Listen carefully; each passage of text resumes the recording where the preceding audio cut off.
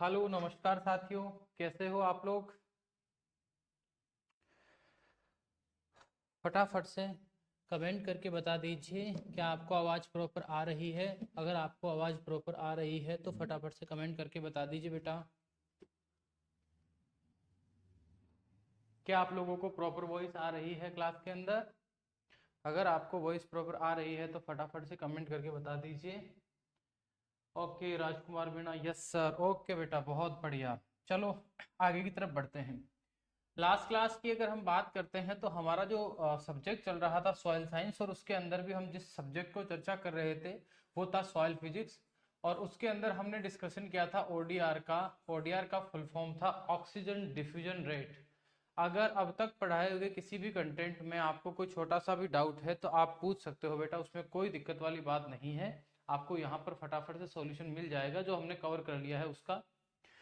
लेकिन oxygen diffusion जो rate होते हैं इसमें से दो तरह के सवाल बनते हैं। पहला सवाल इसकी यूनिट से पूछा जाता है अक्सर, जो आपको याद रखनी है, और यूनिट से ही हमने इसकी डेफिनेशन बनाई है।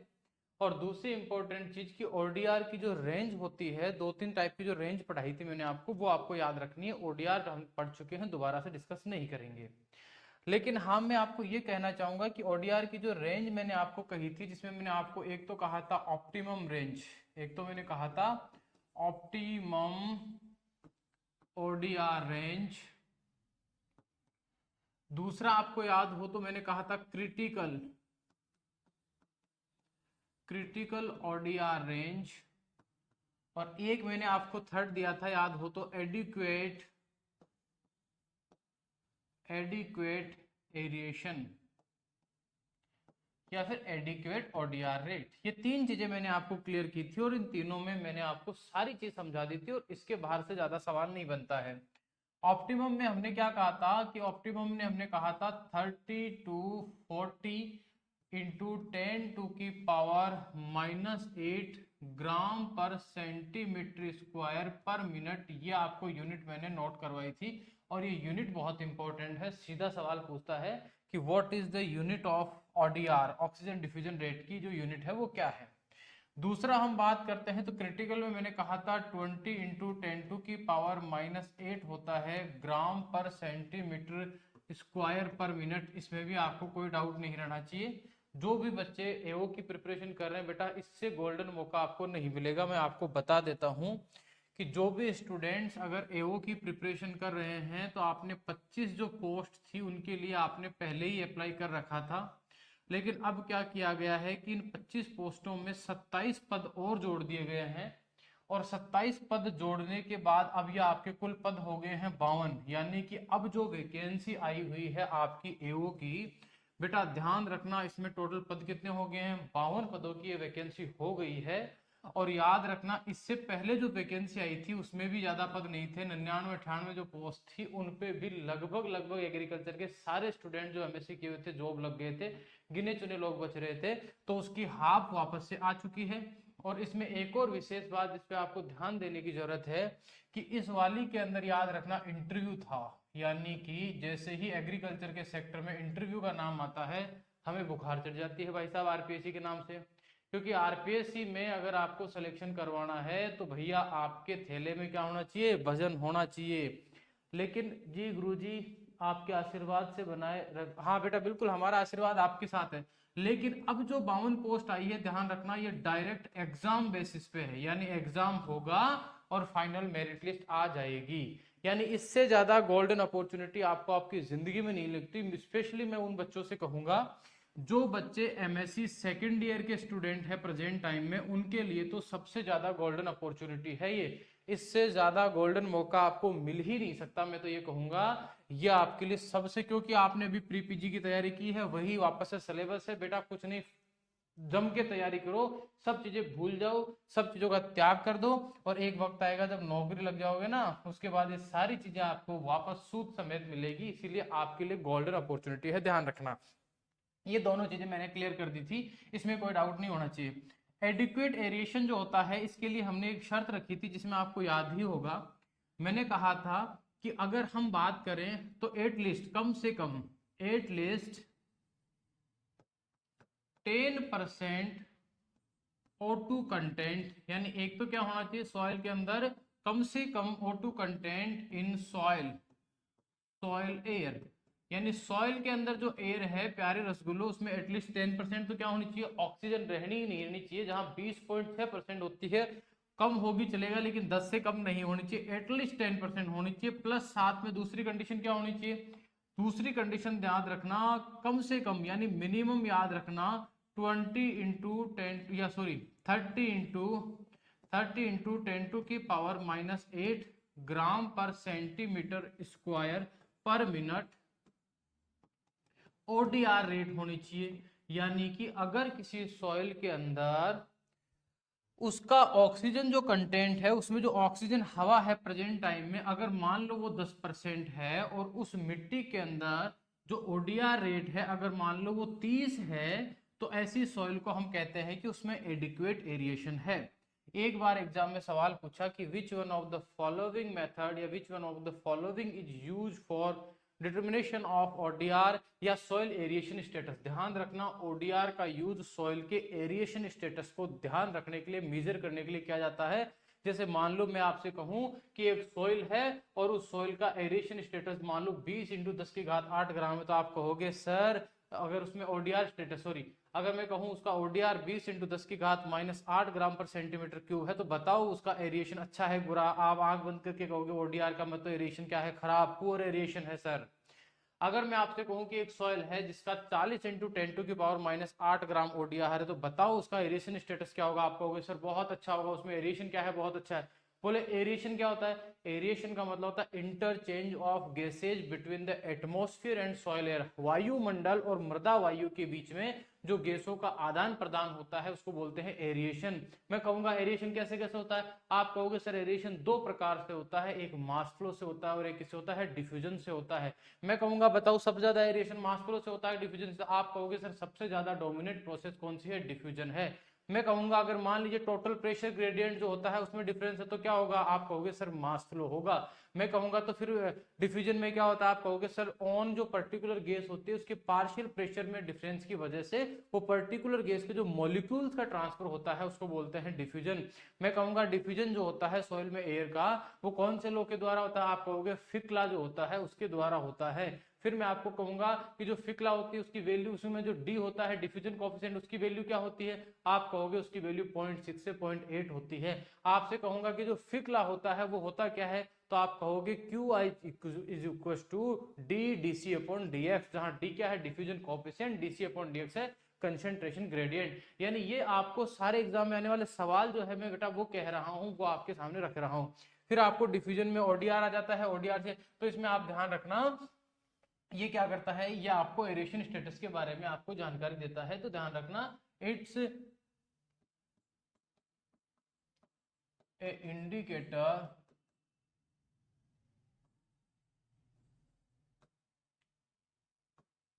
सॉइल एरिएशन स्टेटस, यानी सॉइल एरिएशन स्टेटस का ये क्या है, इंडिकेटर। अब देखो मजे की बात ध्यान रखना, जो आपके कृषि पर्यवेक्षक तक के एग्जाम में पूछी हुई है वो चीज डिस्कस कर रहा हूं।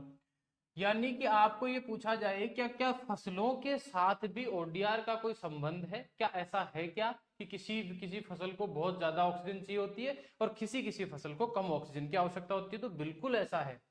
जैसे हम बात करें एक फसल है जिसका नाम है राइस, क्या नाम है, राइस। राइस की जो फसल होती है प्यारे बच्चों वो होती है वाटर लॉग्ड कंडीशन में, यानी कि खेत के अंदर ध्यान रखना पानी भरा हुआ रहता है। क्या भरा रहता है कि भाई साहब ये आपका खेत है और इसमें ये राइस का चावल का धान का, राइस का मतलब धान की बात कर रहा हूं ना, और इसमें धान का ये पौधा आपका खड़ा हुआ है, कोई दिक्कत वाली बात नहीं है।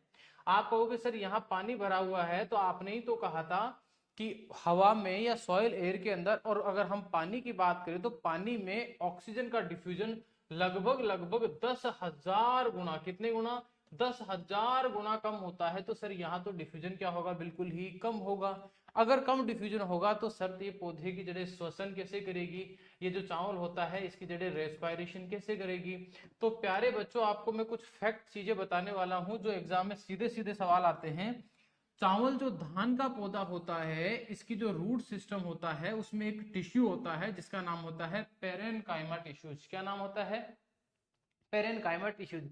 और ये क्या करते हैं, ये एटमॉस्फेयर से ऑक्सीजन का एब्जॉर्प्शन करके जड़ों में पहुंचा देते हैं, यानी जिस जड़ को ऑक्सीजन की जरूरत होती है वो वायुमंडल से सप्लाई हो जाती है। याद रखना, इसका मतलब ये हुआ, ध्यान रखना, वायुमंडल से ऑक्सीजन लेके मिट्टी के अंदर पहुंचाते हैं, और ये पहुंचाने का काम जो टिश्यू करता है चावल में, उसका नाम होता है पेरेन या एरेनकाइमा टिश्यूज के नाम से हम उसको जानते हैं। एरेनकाइमा टिश्यूज हम उनको बोलते हैं। नहीं, राइस में क्या होता है, एरेनकाइमा टिश्यूज, यानी ये टिश्यू होते हैं। इनका काम क्या होता है, इनका काम होता है वायुमंडल से ऑक्सीजन को जड़ों तक पहुंचाना, जिससे वो शोषण कर पाए। लेकिन एक फसल और होती है, यानी चावल जो होता है, इसको मिट्टी के अंदर ऑक्सीजन की ज्यादा जरूरत नहीं होती है, क्योंकि इसको जितनी ऑक्सीजन चाहिए भैया ये वायुमंडल से लेकर अंदर आ जाता है, इसलिए इसको बहुत ज्यादा ऑक्सीजन की जरूरत नहीं पड़ती है। इसीलिए चावल के खेत में क्या भरा रहता है, पानी भरा हुआ रहता है।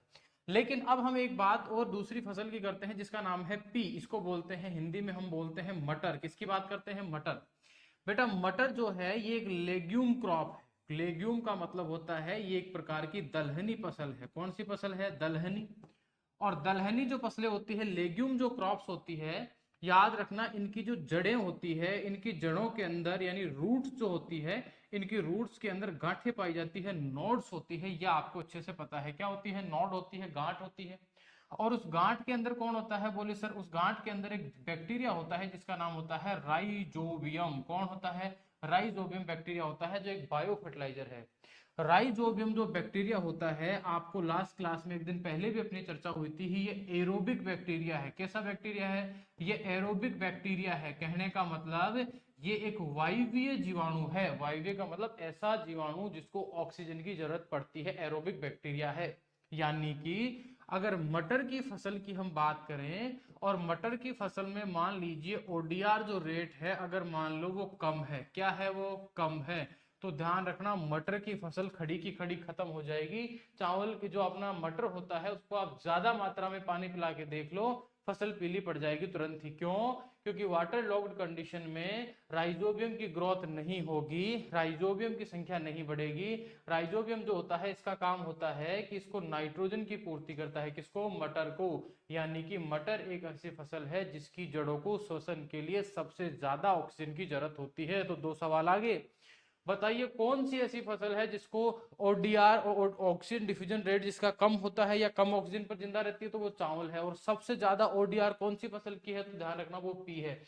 अगर आपको रेंज की बात की जाए तो ध्यान रखना, कई बार सवाल आ जाता है यहां से, तो इसमें आपको सवाल इस तरह पूछा जाता है, range of ODR for different crops. इसकी जो रेंज होती है मेरे प्यारे रसगुल्लो, ये सामान्यतः अगर हम बात करें तो 22.9 से लेकर इंटू 10⁻⁻8 ग्राम पर सेंटीमीटर स्क्वायर पर मिनट से लेकर 39.5 इंटू 10⁻⁸ ग्राम पर सेंटीमीटर स्क्वायर पर मिनट होती है। यानी इस रेंज का मतलब मैं आपसे ये कहना चाहता हूं कि जो ओडीआर की रेंज होती है अलग अलग फसलों की, वो 22.9 से 39.5 इंटू 10⁻⁻8 ग्राम पर सेंटीमीटर स्क्वायर पर मिनट होती है। मैं आपसे सिंपल शब्दों में ये कहना चाहता हूँ। एग्जाम में पहला सवाल जो आपको एओ प्रीपीजी के एग्जाम में पूछा जाता है, वो यही पूछा जाता है कि ओडीआर की अलग अलग फसलों के लिए रेंज क्या है। तो मिनिमम रेंज क्या है, 20.9, और मैक्सिमम कितनी है, 39.5।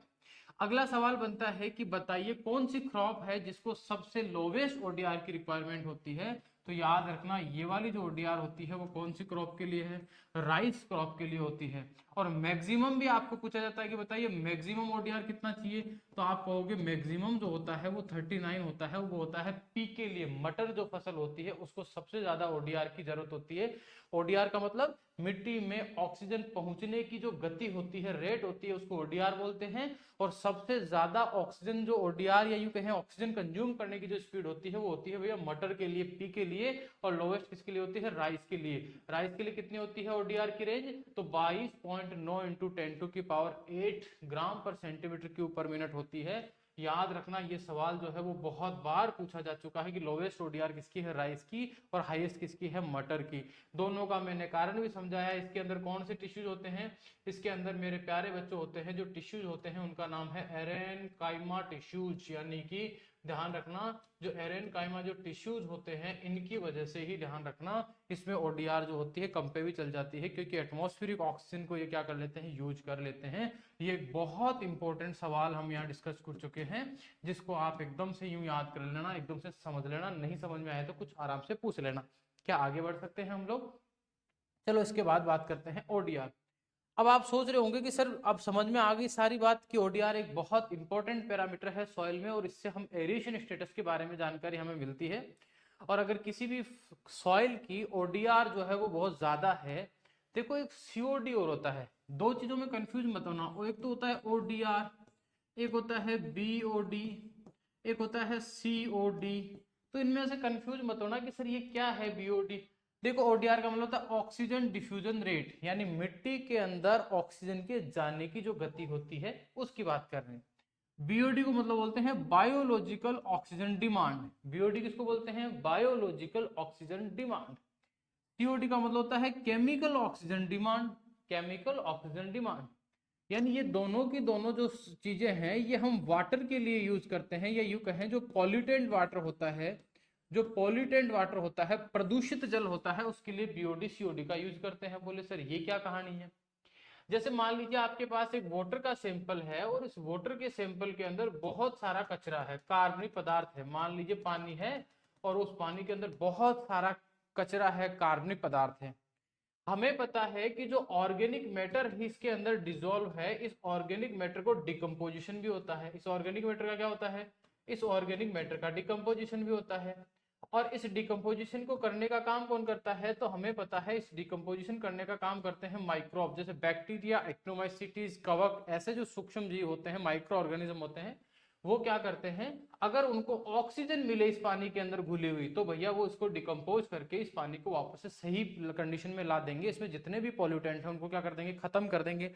इसका मतलब क्या होता है कि इस पानी के अंदर भैया आपको कितनी ऑक्सीजन की मात्रा चाहिए जिससे सूक्ष्म जीव जो बैक्टीरिया वगैरह है वो इसमें उपस्थित सारे पॉल्यूटेंट्स को क्या कर दे, खत्म।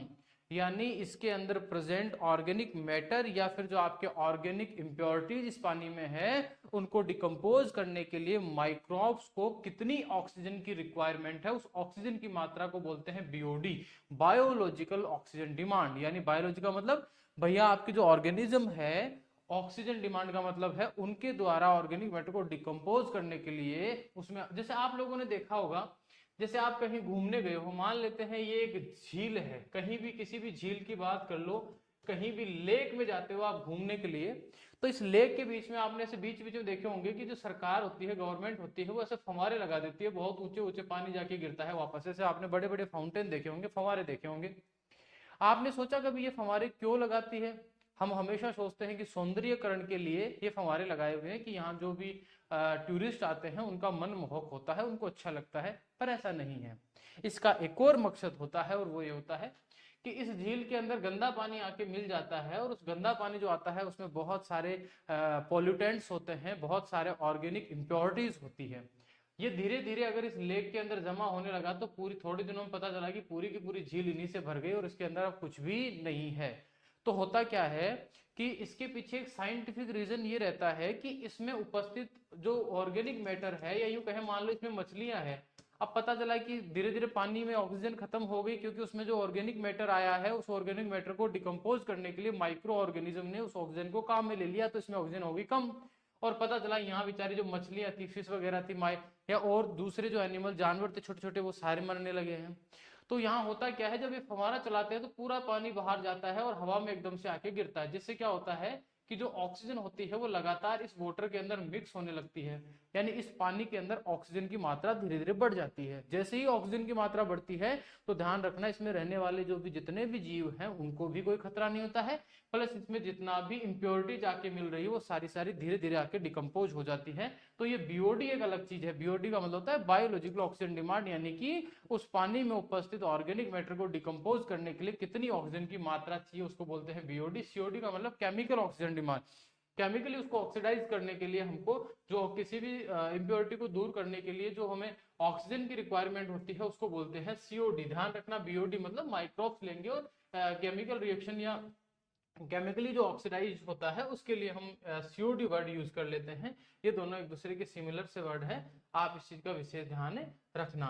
ओके, आई थिंक आपको ये सारी चीज क्लियर हो गई होगी। तो ये आपको मैंने समझा दिया। तो कब से हम भैया ओडीआर ओडीआर ओडीआर चिल्ला रहे हैं, इस ओडीआर की इंपॉर्टेंस क्यों है? तो ध्यान रखना ओडीआर जो है वो कम हो जाएगी तो हमारा क्रॉप प्रोडक्शन कम हो जाएगा, मिट्टी किसी काम की नहीं होगी। और ओडीआर अगर ज्यादा है तो इसका भी घातक परिणाम होता है। मान लो किसी सॉइल के अंदर जो ओडीआर है वो ओडीआर मान लेते हैं अधिक है, यानी इसकी जो रेट है ऑक्सीजन डिफ्यूजन रेट है वो क्या है, ज्यादा है। तो सर इससे क्या दिक्कत आ गई? अगर मान लीजिए सॉइल के अंदर ओडीआर रेट ज्यादा होगी तो इसका एक ही मतलब है कि इसमें ऑक्सीजन की मात्रा क्या होगी, ज्यादा होगी। अगर ज्यादा ऑक्सीजन होगी तो इसका मतलब माइक्रोब्स जो छोटे छोटे सूक्ष्म जीव होते हैं इनकी पॉपुलेशन भी क्या हो जाएगी, यानी कि जो माइक्रोब्स पॉपुलेशन होती है, याद रखना अगर ऑक्सीजन ज्यादा है तो भैया इनकी पॉपुलेशन भी क्या हो जाएगी, बढ़ जाएगी। अब बेटा ऐसा तो एक चीज सोच के देखो, जैसे पृथ्वी पर मनुष्य की धीरे धीरे पॉपुलेशन बढ़ रही है, भारत में हमारी पॉपुलेशन बढ़ रही है। एक टाइम था जब भारत के अंदर 50 मिलियन टन ग्रेन प्रोडक्शन था, जो आज बढ़कर 350-400 के आसपास बढ़ पहुंच गया है।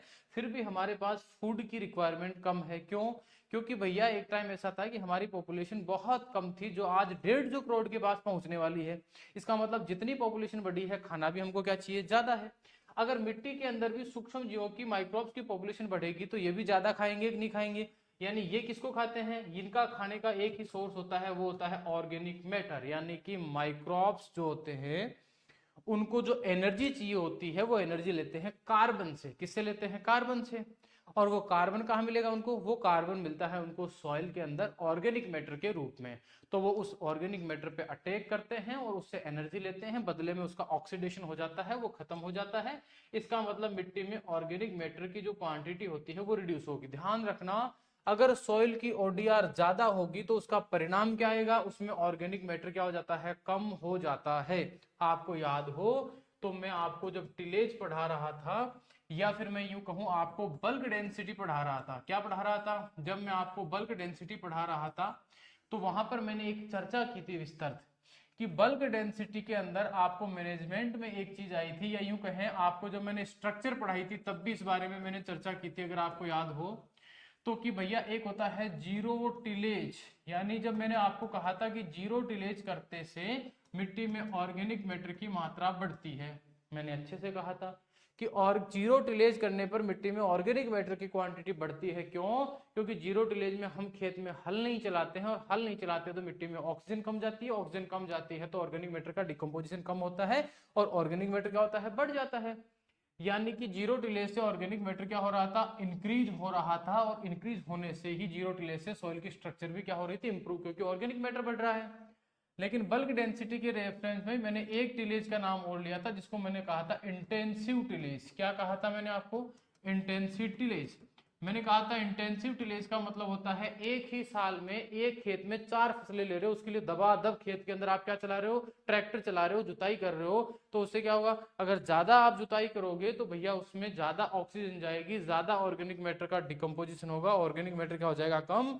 ऑर्गेनिक मैटर कम होने पर पोरोसिटी जो सॉइल की होती है घट जाती है, बल्क डेंसिटी जो होती है वो बढ़ जाती है। ये सारी चीजें मैं पढ़ा चुका हूँ, वही रिलेशन है सारे, बेटा ध्यान रखना इन चीजों का। इसीलिए मैं कहता हूँ सॉइल साइंस ये रट्टालॉजी वाला सब्जेक्ट नहीं है, ये कंसेप्ट वाला सब्जेक्ट है। सॉइल साइंस जो है आपका वो एक कंसेप्ट वाला सब्जेक्ट है, समझने वाला सब्जेक्ट है। समझ में आ गया? तो ओडीआर ना ज्यादा अच्छा, बहुत ज्यादा होना अच्छा होता है, ना ही याद रखना बहुत इसका कम होना अच्छा होता है। दोनों ही चीज में अगर अगर ऑक्सीजन की मात्रा सॉइल के अंदर बहुत ज्यादा, देखो इंक्रीज होना अच्छी बात है, बहुत ज्यादा इंक्रीज होना घातक है भैया।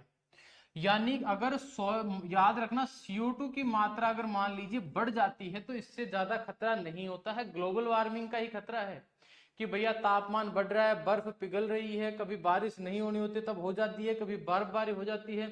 पता चला राजस्थान में गर्मियां चल रही थी और अचानक ही कोहरा आ गया एक दिन भैया, 2-3 दिन में धमाके सर्दी पड़ने लगी। तो इस तरह की जो चीजें होती है वो हो सकती है, लेकिन CO2 वैसे कोई हार्मफुल नहीं है आप लोगों के लिए। अगर हम बात करें तो प्लांट्स के लिए तो बहुत अच्छा होता है CO2 का हाई लेवल होना। लेकिन ध्यान रखना CO2 इंक्रीज होने पर एग्रीकल्चर पर ज्यादा इफेक्ट नहीं आता है, लेकिन अगर ऑक्सीजन की क्वांटिटी बहुत ज्यादा बढ़ जाए तो सॉइल के ऊपर इफेक्ट आता है। बोले क्यों आता है?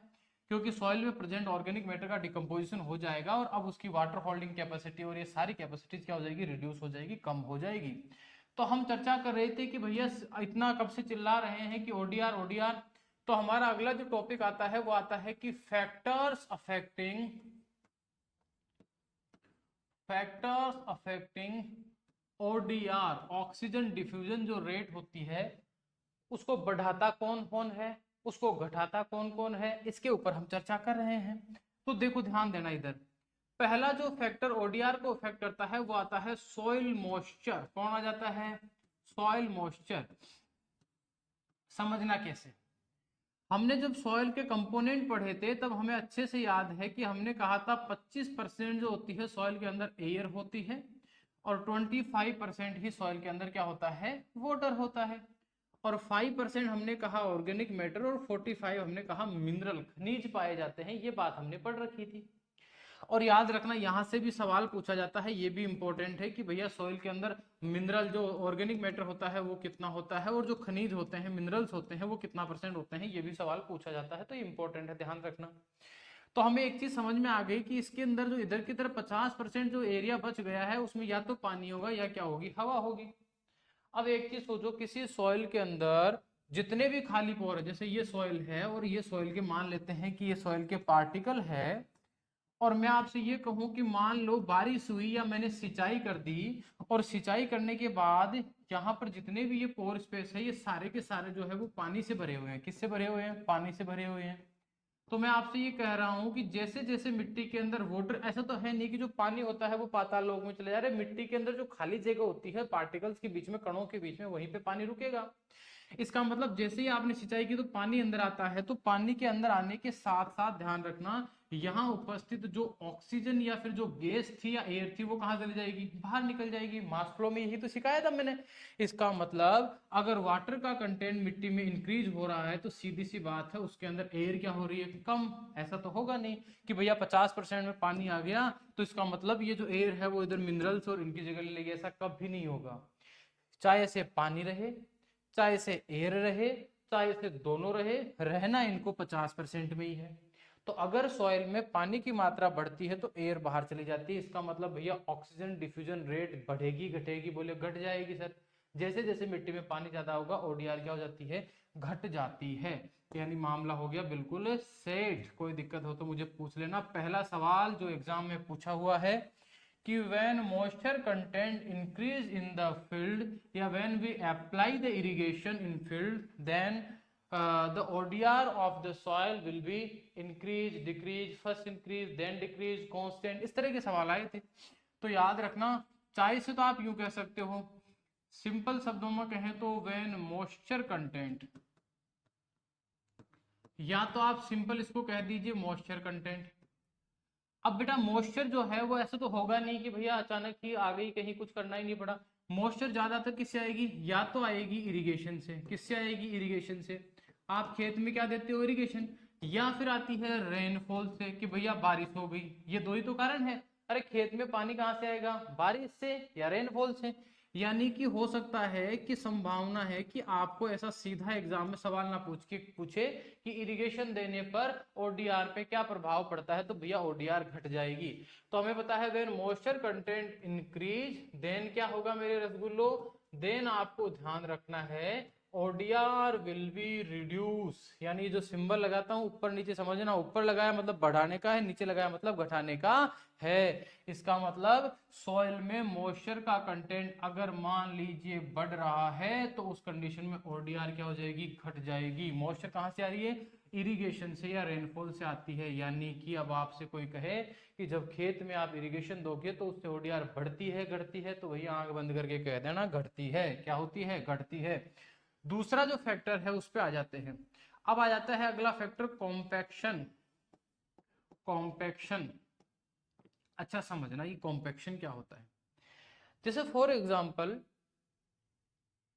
आप एक चीज समझने की कोशिश करना, जब मैंने आप लोगों को पोरोसिटी पढ़ाया था, क्या पढ़ाया था, पोरोसिटी, तो वहां पर मैंने पढ़ाए थे फैक्टर्स अफेक्टिंग पोरोसिटी। और उन फैक्टर्स में जैसे मैंने एक तो फैक्टर लिया था टिलेज, क्या लिया था मैंने, टिलेज। तो मैंने कहा था भू परिष्करण या टिलेज करने पर सॉइल एकदम से खुल जाती है, पार्टिकल्स के बीच में खाली जगह ज्यादा होती है, जिससे पोरोसिटी बढ़ जाती है।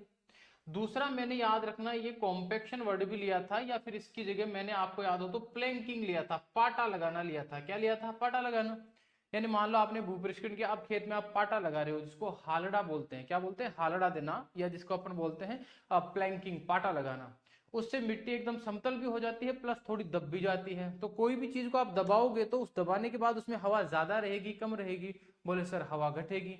तो मैं भी यही कहना चाहता हूं कि सॉइल को आप कॉम्पैक्ट कर रहे हो, आप उसको दबा रहे हो। क्या कर रहे हो, आप उसको दबा रहे हो। तो बताओ किसी सॉइल को दबाने पर उसमें ओडीआर बढ़ेगा घटेगा। अरे बावलो, कॉम्पैक्ट करने पर सॉइल के अंदर जो खाली जगह थी, जो पोर स्पेस था, जो हवा थी, वो हवाई कहाँ गई, बाहर। जब सॉइल में हवाई नहीं रहेगी तो ओडीआर होगा कहाँ भैया, ओडीआर होगा तब तब दो जगह हवा है और ऑक्सीजन या CO2 की मात्रा में डिफरेंस है, इसलिए वहां पर ऑक्सीजन डिफ्यूजन या इन दोनों की मात्रा एक्सचेंज होगी। तो सिंपल सी बात है, कॉम्पैक्शन, जब भी सॉइल कॉम्पैक्ट होगी, हार्ड होगी, उस केस के अंदर क्या होगा, उस केस में ओडीआर क्या हो जाएगी, घट जाएगी। यानी कॉम्पैक्शन के केस में क्या होता है, जो ओडीआर होती है प्यारे बच्चों वो रिड्यूस हो जाती है। मान लो कोई आपको कहे कि भाई साहब हम सारी बात समझ में आ गई आपकी, तो आप टिलेज होगा तब ओडीआर पर क्या प्रभाव आएगा, तो ध्यान रखना टिलेज ओडीआर को बढ़ा देगा, क्या कर देगा, बढ़ा देगा। अब आपसे अगले फैक्टर की तरफ चलते हैं। फैक्टर नंबर 4 कहता है टेक्सचर। भैया फैक्टर नंबर 4 क्या कहता है, टेक्सचर। बोले सर ये क्या कहना चाह रहा है, इसकी भी समझा दो। टेक्सचर का मतलब हम कहना चाहते हैं सैंड के बारे में, सिल्ट के बारे में, या क्ले के बारे में, यही कहना चाह रहे हैं। जैसे मैं आपको कहूं सैंडी, सैंडी सॉइल, ये एक टेक्सचर का नाम है। मैं आपको कहूं क्ले सॉइल, ये भी क्या है, एक टेक्सचर का नाम है। मैं कहूं कि भैया एक सॉइल का टेक्सचर सैंडी है, दूसरे का टेक्सचर क्ले है, आप बताइए कौन सी के अंदर एरिएशन ज्यादा होगा, कौन सी के अंदर ओडीआर ज्यादा होगा। तो जिसके अंदर मैक्रोपोर्स ज्यादा होंगे, मैक्रो का मतलब होता है बड़े बड़े पोर्स ज्यादा होंगे। पोर जो होता है वो दो प्रकार के होते हैं, मैक्रो और माइक्रो, जो पहले की क्लास में पढ़ा चुका हूं। अगर किसी रंध्र का आकार 0.06 mm से बड़ा है तो उसको मैक्रो बोलते हैं, छोटा है तो उसको माइक्रो बोलते हैं। ये चीज मैं आपको पहले ही पढ़ा चुका हूँ, बार बार डिस्कस करने की जरूरत नहीं है। तो मैक्रोपोर्स किस में ज्यादा होते हैं, मैक्रोपोर्स तो सैंडी सॉइल में ज्यादा होते हैं, ये भी पढ़ा चुका हूँ। बोले पोरोसिटी किस में ज्यादा होती है, क्ले में। माइक्रोपोरोसिटी क्ले में, लेकिन मैक्रोपोरोसिटी किस में होती है, बोले सैंडी में। और जिसमें मैक्रोपोरोसिटी ज्यादा होगी, ध्यान रखना उसमें एरिएशन क्या होगा, ज्यादा होगा, ओडीआर क्या होगी, ज्यादा। तो कहने का मतलब है क्ले के जो पार्ट, सॉरी सैंड के जो पार्टिकल है वो तो होते हैं मोटे, कैसे होते हैं, मोटे। और क्ले के कैसे होते हैं, पतले, एकदम छोटे। यहाँ एक कंसेप्ट मत लगा देना आप गलती से भी, जैसे आपको कंसेप्ट का, एक पोरोसिटी के कंसेप्ट की बात करें तो हमने कहा था पोरोसिटी में, मैंने कहा था कि साइज जैसे जैसे डिक्रीज होती है मेरे प्यारे रसगुल्लो, पोरोसिटी वैसे वैसे इंक्रीज होती है। यानी जो क्ले होता है सबसे छोटी साइज है तो पोरोसिटी इसकी हाईएस्ट है, और सैंड पार्टिकल सबसे मोटा है तो इसकी पोरोसिटी लोवेस्ट है। तो कहीं आप ये सोचो जिसमें पोरोसिटी ज्यादा होगी उसी में एरिएशन ज्यादा होगा, ओडीआर ज्यादा होगी, ऐसी नहीं है भैया। ऑक्सीजन को, जैसे मान लीजिए पानी है, या फिर यूं कहें किसी भी एक जगह से दूसरी जगह ऑक्सीजन को जाने के लिए रास्ता तो चाहिए। जैसे फॉर एग्जांपल आप एक रूम के अंदर हो, आप कहाँ हो, एक रूम में हो, और जैसे मान लीजिए ये एक आपका घर है, और इस घर के अंदर चारों तरफ से पैक है ये घर, और इसका एक कमरा यहाँ वाला है, यहाँ इसका गेट है, वो गेट आपने बंद कर दिया। अब मैं कहूं कि बेटा यहां तक ऑक्सीजन पहुंचेगी कि नहीं, अरे बेटा इसमें इतनी सारी खाली जगह तो है इस रूम में, लेकिन इसमें ऑक्सीजन पहुंच ही नहीं पाएगी क्योंकि इसको दरवाजा ही नहीं मिल रहा, जगह ही नहीं मिल रही जाने के लिए। अब आपने क्या किया, इसका गेट खोल दिया। गेट खोलते ही भैया उसके अंदर अच्छा सुकून से सांस आएगा। कई बार आपने देखा होगा कि चारों तरफ से जो कमरे बंद होते हैं उनमें सफोकेशन होता है, दम से घुटने लगता है। जैसे बेसमेंट में नीचे की तरफ बनाया होता है बेसमेंट, उसमें आप जाते हो तो दम घुटता है, बोले क्यों, बोले ऑक्सीजन नहीं है वहां पर, क्लियर बात है। और उसी रूम के अगर एक खिड़की और बना दो आप, इतने में क्या हो जाएगा, आपका प्रॉपर वेंटिलेशन हो जाएगा, फिर आपका दम नहीं घुटेगा। सेम वही बात यहाँ है कि अगर मान लो बड़े बड़े जालियां या जो छेद है मिट्टी के अंदर, रंध्र है, वो बड़े बड़े हुए तो हवा जाएगी और आएगी, लेकिन अगर छोटे छोटे मतलब गेट ही नहीं है, जगह ही नहीं मिल रही, ऐसी कंडीशन में एरेशन नहीं होगा। तो ये पोरोसिटी वाला कंसेप्ट मत लगा लेना यहाँ पर, अदरवाइज आपका मामला गलत हो जाएगा। क्योंकि पोरोसिटी में जैसे जैसे फाइननेस बढ़ती है, पार्टिकल की साइज बढ़ती है, पोरोसिटी बढ़ती है। लेकिन अगर बात करें ओडीआर की, तो ओडीआर में जैसे जैसे पार्टिकल मोटा होता जाता है ओडीआर बढ़ती है, पार्टिकल छोटा होता है ओडीआर घट जाती है। यानी मैं ये कहना चाहता हूं, when fineness of texture increase then ODR reduce. Simple है। यानी आपको कोई कहे भैया टेक्सचर का मतलब, तो आप एक तो कहोगे सैंड टेक्सचर है या सैंडी सॉइल है, तो इसके अंदर ओडीआर क्या होता है, इसमें ओडीआर ज्यादा होता है। और एक आपको कोई कहे कि क्ले सॉइल, इसका मतलब आप कहोगे सर इसमें ओडीआर की जो रेट होती है वो क्या होती है, कम होती है। बस यही बात मैं आपको समझाने की कोशिश कर रहा हूँ। अगला एक और फैक्टर आ जाता है 5 नंबर, वो आता है सॉइल डेप्थ। क्या आ जाता है, सॉइल डेप्थ। सॉइल डेप्थ का मतलब क्या है वो भी समझ लेना, समझा देता हूं आपको। जैसे मान लेते हैं ये सॉइल की सरफेस है, ये क्या है, सॉइल की सरफेस है।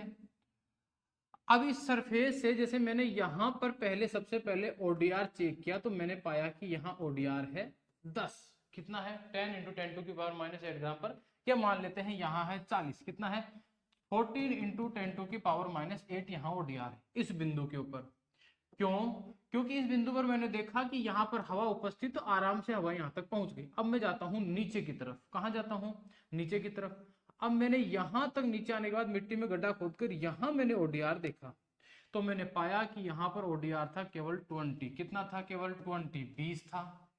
फिर मैं यहां से और नीचे जाता हूं और मैंने एक और बिंदु थोड़ा और गहराई पर जाकर यहाँ दूसरे बिंदु पर फिर मैंने ओडीआर चेक की, तो यहाँ मुझे पता चला कि यहाँ का ओडीआर है 10 इंटू 10 टू की पावर -8। यानी कि यहाँ पर गहराई थी मान लेते हैं 10 सेंटीमीटर, यहाँ पर आ गई 50 सेंटीमीटर और यहाँ पर आ गई 100 सेंटीमीटर।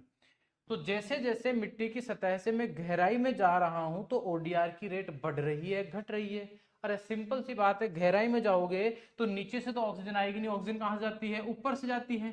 इसका मतलब जैसे जैसे गहराई में जाते जाओगे ऑक्सीजन की मात्रा धीरे धीरे घटती जाएगी, मिट्टी के अंदर ऑक्सीजन की मात्रा क्या होती चली जाएगी, घटती चली जाएगी। इसका मतलब मैं ये कहना चाहता हूं कि जब सॉइल डेप्थ इंक्रीज होती है, सॉइल डेप्थ इंक्रीज का मतलब जैसे जैसे जा रहा हूं, तो पहले 10 था, फिर 50 था, फिर 100। इसका मतलब मिट्टी की जो गहराई है वो क्या हो रही है, इंक्रीज। जब मिट्टी की गहराई इंक्रीज हुई तो ओडीआर क्या हो गई है प्यारे बच्चों, डिक्रीज हो गई है। बस यही तो बात हमको लिखनी है। अरे यही तो बात हमको क्या करनी है, लिखनी है। तो चलो लिख देते हैं, व्हेन सॉइल डेप्थ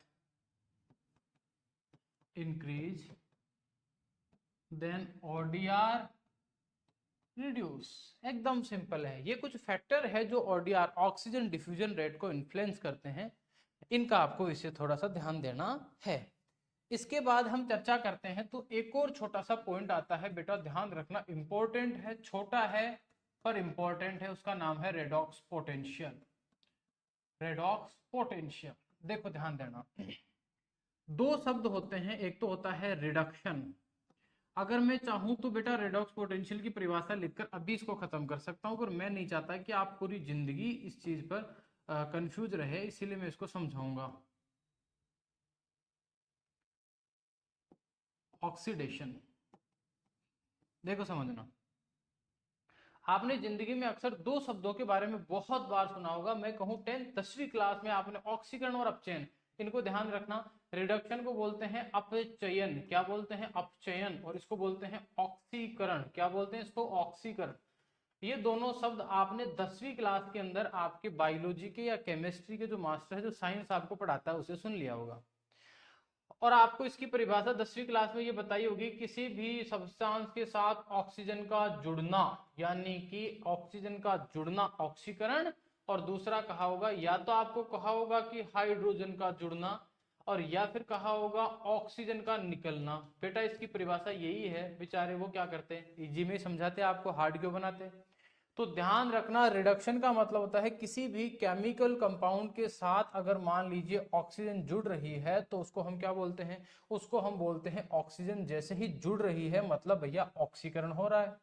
और याद रखना अगर हाइड्रोजन जुड़ता है तो बोलते हैं रिडक्शन। क्या बोलते हैं, रिडक्शन। फॉर एग्जाम्पल ये कार्बन है, ये क्या है, कार्बन।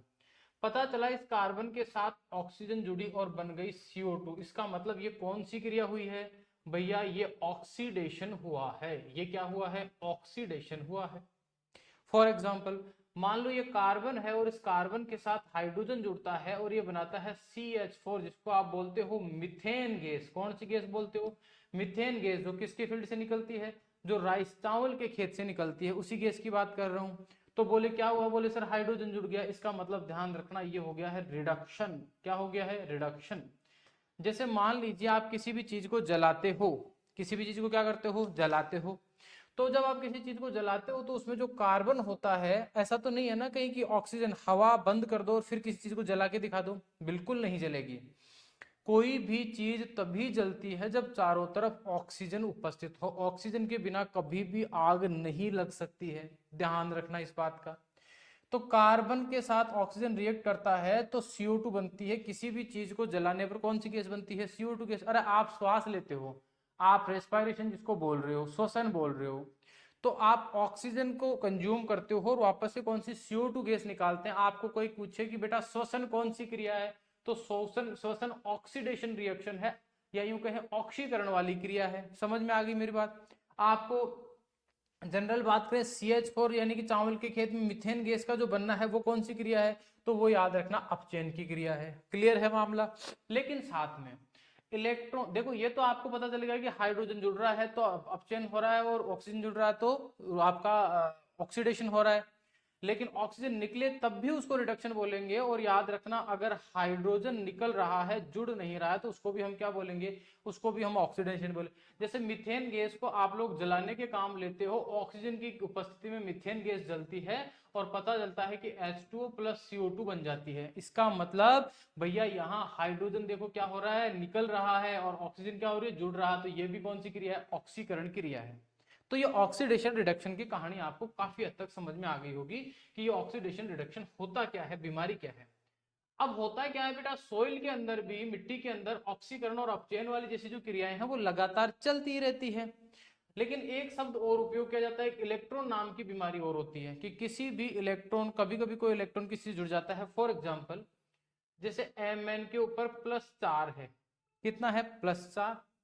इस Mn ने एक इलेक्ट्रॉन को ग्रहण किया तो पता चला कि जैसे माइनस इसके पास जाएगा तो 4 प्लस है, एक माइनस है, इसका मतलब अब कितने बचेंगे, अब 3 बच जाएंगे। कितने बच जाएंगे, 3। यानी अब ये बच रहा है Mn3+। फिर इसने एक और इलेक्ट्रॉन लिया तो अब इसके पास बच रहा है Mn2+।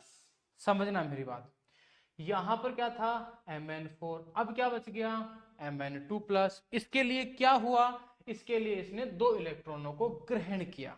समझ में आ गई मेरी बात। अगर कोई भी एलिमेंट या तत्व इलेक्ट्रॉन को ग्रहण करता है तो उसका होता है रिडक्शन। क्या होता है, उसका अपचयन। याद रखना उसका क्या हो जाता है, अपचयन।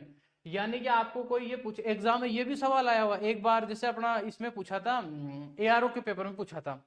सवाल क्या पूछा कि निम्न में से मैग्नीज की ऑक्सीकरण अवस्था कौन सी, ARO पेपर 18 में पूछा हुआ, ARO 18 के पेपर में, कि भैया मैग्नीज की ऑक्सीकरण वाली अवस्था कौन सी है, बोले प्लस वाली है, Mn3+ है, Mn2+ है, बताओ कौन सी है।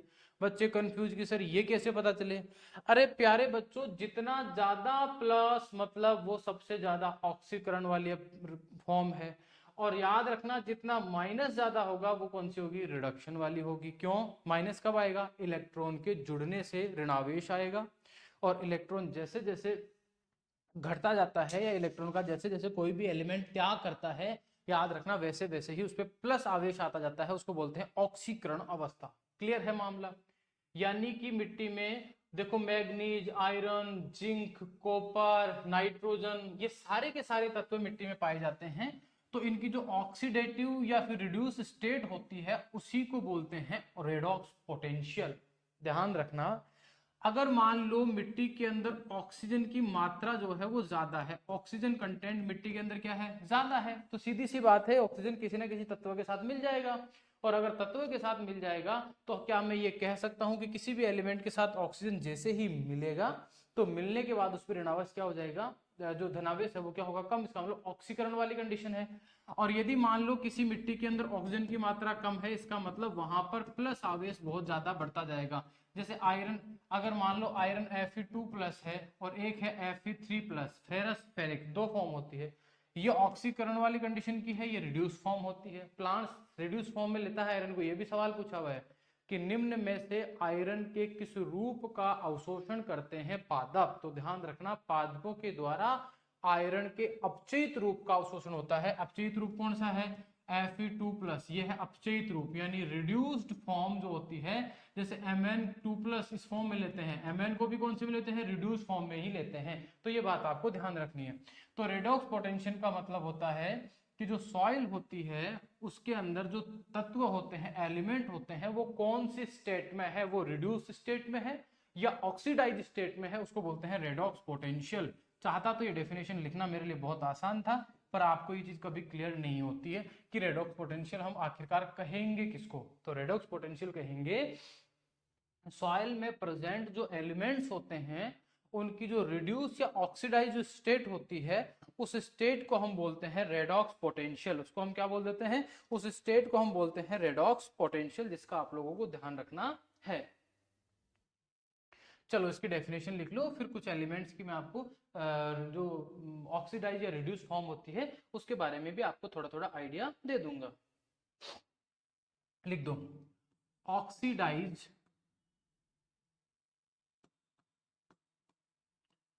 Reduce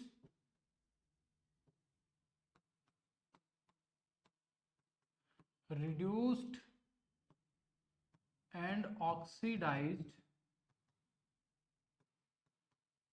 state of elements in soil is called redox potential। ये ध्यान रखना कि ये आपको जो रेडॉक्स पोटेंशियल है वो क्या बताता है कि भैया जो तत्व है वो रिड्यूस है या ऑक्सीडाइज फॉर्म के अंदर है। जैसे एग्जांपल के तौर पर किसी भी सॉइल के अंदर मान लीजिए ऑक्सीडाइज एलिमेंट्स की बात करें तो ऑक्सीडाइज फॉर्म अलग होती है, रिड्यूस फॉर्म अलग होती है।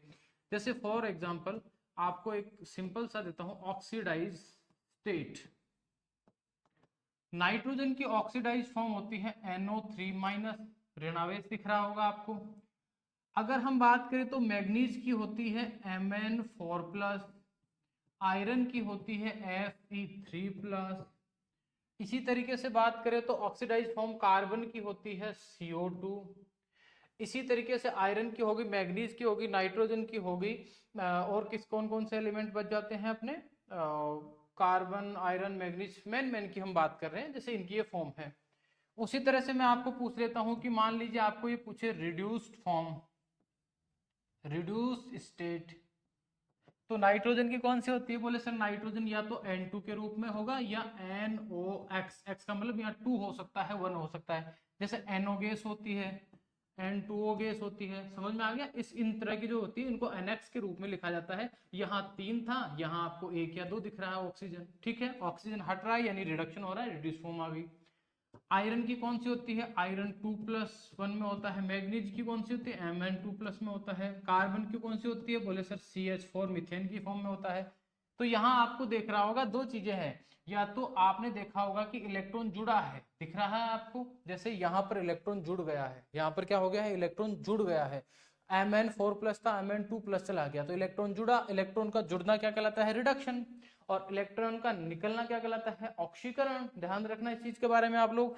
तो याद रखना ये ऑक्सीडाइज फॉर्म होती है, रिड्यूस फॉर्म होती है। बोले सर इससे क्या हुआ, हमने क्या किया, थोड़ा सा मिट्टी के अंदर एनालिसिस किया, उसकी जांच की, और जब हमने मिट्टी की जांच की तो हमने पाया कि उसके अंदर जो तत्व है वो इस रूप में उपस्थित है। किस रूप में, इस रूप में उपस्थित है। और अब मैं आपसे कहता हूं कि बताओ जो आपकी मिट्टी है उसमें जो एरिएशन है, हवा की मात्रा है, वो अच्छी है, कम है, खराब है, क्या सीन है। तो आप कहोगे कि सर इस रूप का होने का मतलब है मिट्टी में जो ऑक्सीजन गैस होती है उस ऑक्सीजन गैस की क्वांटिटी ज्यादा होगी, तभी तो इन रूपों में ये उपस्थित है। भैया CO2 भी उपस्थित है, NO3 भी उपस्थित है, यानी कि उसमें एरिएशन अच्छा है। लेकिन मान लीजिए मैं कहूं कि मिट्टी के अंदर ये सारी चीजें बनी हुई है, या सारी कोई भी कार्बन का ये रूप है, मैग्नीज का ये है, सारे इस रूपों में उपस्थित है तत्व, एलिमेंट, पोषक तत्व है।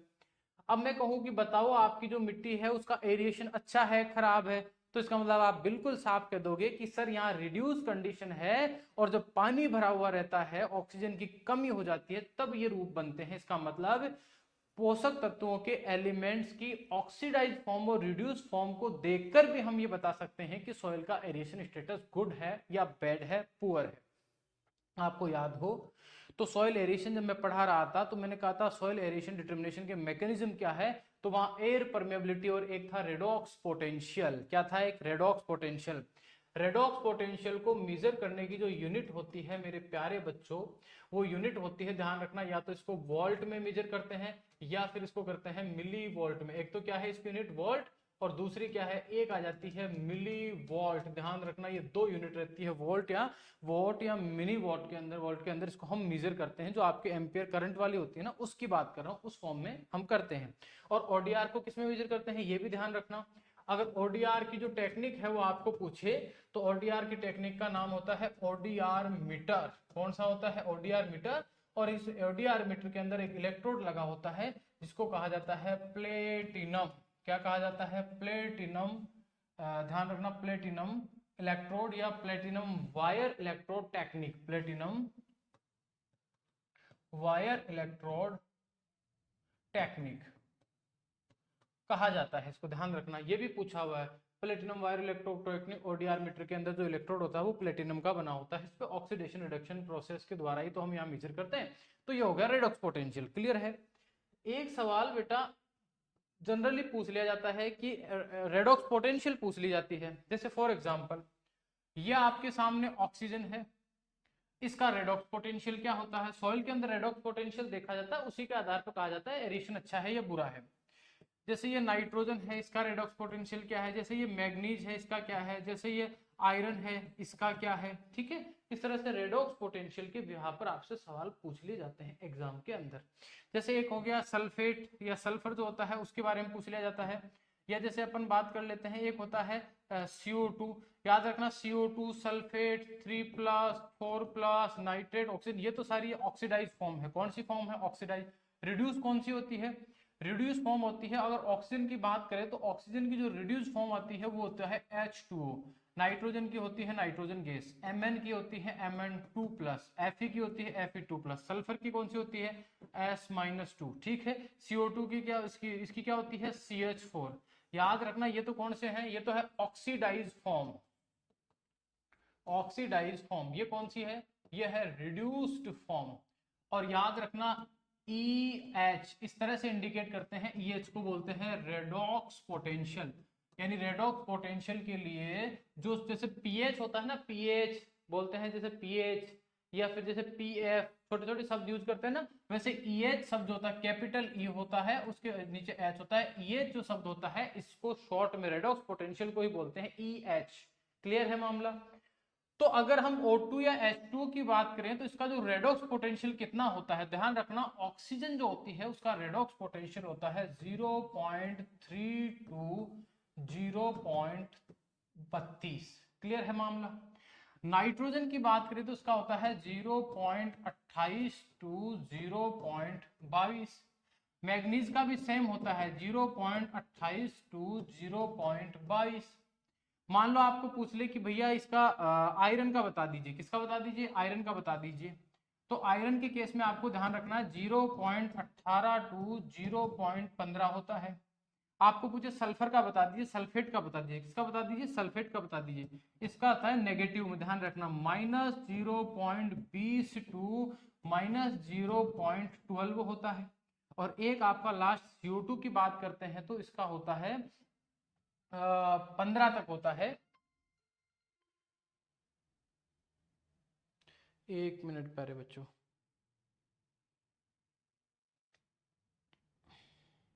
एक मिनट।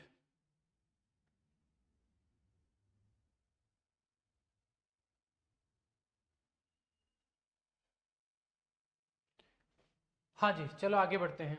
यानी CO2 का बात कर रहे थे, तो जो CO2 होती है इसकी अगर हम बात करें तो इसका होता है माइनस 0.20 माइनस, उल्टा लिखा दिया है मैंने, ठीक है आप याद करना, -0.28।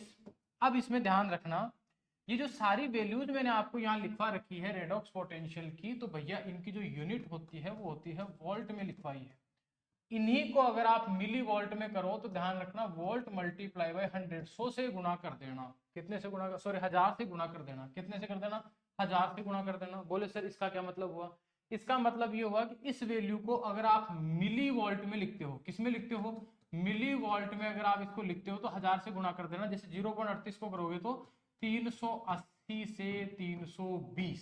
ये सवाल पूछा हुआ है एग्जाम में कि भैया जो सॉइल होती है उसकी हाईएस्ट रेडॉक्स पोटेंशियल कितनी होती है, तो ये है पॉजिटिव, ये प्लस में है 380 से 320 मिलीवोल्ट, या फिर इसको कह सकते हो 380, 0.38 से 0.32 वोल्ट। ये तो वोल्ट में है, वो मिलीवोल्ट में है। और सबसे अगर आपको रिड्यूस कंडीशन की बात पूछ ली जाए कि भैया सबसे ज्यादा रिड्यूस कंडीशन में कितना होता है, तो ये आपका हो जाता है, ध्यान रखना, -200 से कंडीशन रहती है -280। ये सबसे ज्यादा रिड्यूस कंडीशन है। बस सवाल यही पूछा हुआ है, ध्यान रखना कि CO2 जो है वो सबसे नेगेटिव वैल्यू होती है रिडक्शन की रिड्यूस कंडीशन में, -200 से -280, और सबसे पॉजिटिव वैल्यू किसकी होती है, ऑक्सीजन ऑक्सीडाइज कंडीशन में, पॉजिटिव में 380 से 320। इन दोनों के आगे आपने देखा होगा माइनस लगा हुआ है, बाकी सबके ऊपर क्या रहता है, बाकी सब पे ध्यान रखना प्लस प्लस रहता है, इसके रहता है माइनस। यहां से AOWO में जो सवाल पूछ सकता है उसके बारे में चर्चा कर लेते हैं। क्या पूछ सकता है? एक तो पूछ सकता है रेडॉक्स पोटेंशियल ऑफ ऑक्सीजन, जो आपको 380 से 320 ध्यान रखनी है, और एक आपको पूछ सकता है रेडॉक्स पोटेंशियल ऑफ CO2 या मीथेन, जो आपका कितना होता है 200 से 280, जो सबसे हाईएस्ट ये है रिड्यूस कंडीशन। यहां तो होती है रिड्यूस कंडीशन और यहां होती है ऑक्सीडाइज कंडीशन। यानी कि इसमें होता क्या है वो समझाता हूं। रेडॉक्स पोटेंशियल के लिए एक मीटर आता है, उस मीटर का इलेक्ट्रोड हम मिट्टी के अंदर धसाते हैं, मिट्टी के अंदर धसाने के बाद उसमें हम इलेक्ट्रिकल करंट छोड़ते हैं, जिससे हमारे पास रीडिंग आती है उसकी स्क्रीन के ऊपर। हमने देखा कि उसकी स्क्रीन के ऊपर जो रीडिंग आई, मान लीजिए वो आ रही है 380 वोल्ट या 380 मिली वोल्ट आ रही है, या 0.38 वोल्ट आ रही है। उस कंडीशन में हम कहेंगे कि भैया इसमें ऑक्सीजन की मात्रा बहुत अच्छी है, ये सोइल तो ऑक्सीडाइज कंडीशन में है, यानी इसमें एरिएशन अच्छा है। समझ में आ गया? एक मीटर से आपने उसकी रेडॉक्स पोटेंशियल का पता कर लिया, तो रेडॉक्स जो मीटर होता है उससे इसको अपन मेजर करते हैं। सॉइल में आपने इलेक्ट्रोड इंसर्ट किया और आपको पता चला कि उस सॉइल के अंदर जो एलिमेंट्स है, तत्व हैं, वो तो रिड्यूस कंडीशन में है, और उस सॉइल का रेडॉक्स पोटेंशियल आता है -200। कितना आया है? -200। तो उस कंडीशन में हम उससे क्या समझेंगे? हम उससे ये समझेंगे कि अगर इसका रेडॉक्स पोटेंशियल -200 या -280 है, इसका मतलब क्या हुआ, इस सॉइल के अंदर ऑक्सीजन की कमी है, इस सॉइल में एलिमेंट रिड्यूस फॉर्म में है, यानी हम कह देंगे कि ये सॉइल भैया रिड्यूस कंडीशन में है। ये है आपका रेडॉक्स पोटेंशियल। इसमें आपको बस छोटी सी दो बातें ध्यान रखनी है, क्या होता है, कौन सी ऑक्सीडाइज फॉर्म होती है, कौन सी रिड्यूस फॉर्म होती है, और एक आपको बस यह ध्यान रखना है कि ऑक्सीडाइज फॉर्म का अधिकतम मान कितना है, बोले 380 से 320 मिली वोल्ट। ये क्या है बेटा वैल्यू, याद रखना, ये तो यूनिट है मिली वोल्ट, ये तो क्या है मिली वोल्ट, और ये वाली यूनिट है वोल्ट में। और इसको कैसे कन्वर्ट करते हैं, वोल्ट मल्टीप्लाई बाई 1000 से मल्टीप्लाई करके आप इसको कन्वर्ट कर सकते हो, कोई दिक्कत नहीं है। ये सवाल पूछा हुआ था। एक बार ये भी पूछा हुआ है बेटा, ध्यान रखना, लेकिन ये आपको मैं बता देता हूं, जो ARO की प्रिपरेशन कर रहे हैं उन बच्चों के लिए, ARO ARO की प्रिपरेशन कर रहे हैं उनके लिए इंपॉर्टेंट है। क्या है इंपॉर्टेंट? एक बार पूछा था कि आयरन का रेडॉक्स पोटेंशियल कितना है, तो 0.18 से 0.15, यानी कि +150 से 180 रेडॉक्स पोटेंशियल होता है, मिली वोल्ट रेडॉक्स पोटेंशियल होता है किसका, आयरन का। मैग्नीज का कितना होता है ये भी पूछा हुआ है। AO और AAO में अगर एक सवाल पूछेगा तो वो पक्का या तो ऑक्सीजन का रेडॉक्स पोटेंशियल पूछेगा, तो ऑक्सीजन का रेडॉक्स पोटेंशियल कितना है, 380 से 320 मिली वोल्ट। और अगर CO2 मीथेन का पूछे तो ये कितना होता है, ध्यान रखना, 200 से 280 मिली वोल्ट होता है। लेकिन अगर आप दूसरे एग्जाम्स की प्रिपरेशन करें तो वहां आपको यहां से सवाल पूछ सकता है, इस पे आपको विशेष ध्यान देना है, विशेष चर्चा ध्यान रखना है। अब अगर हम बात करें तो अगली क्लास में हमारा जो टॉपिक रहेगा प्यारे रसगुल्लो, नेक्स्ट क्लास में हम चर्चा करेंगे हमारा जो ये थर्मल प्रॉपर्टीज होती है, स्पेसिफिक हीट कैपेसिटी, इस तरह की जो प्रॉपर्टीज होती है उनके बारे में विस्तार से चर्चा करेंगे। आज के लिए इतना काफी है। थैंक यू सो मच मेरे रसगुल्लों। Okay, thank you.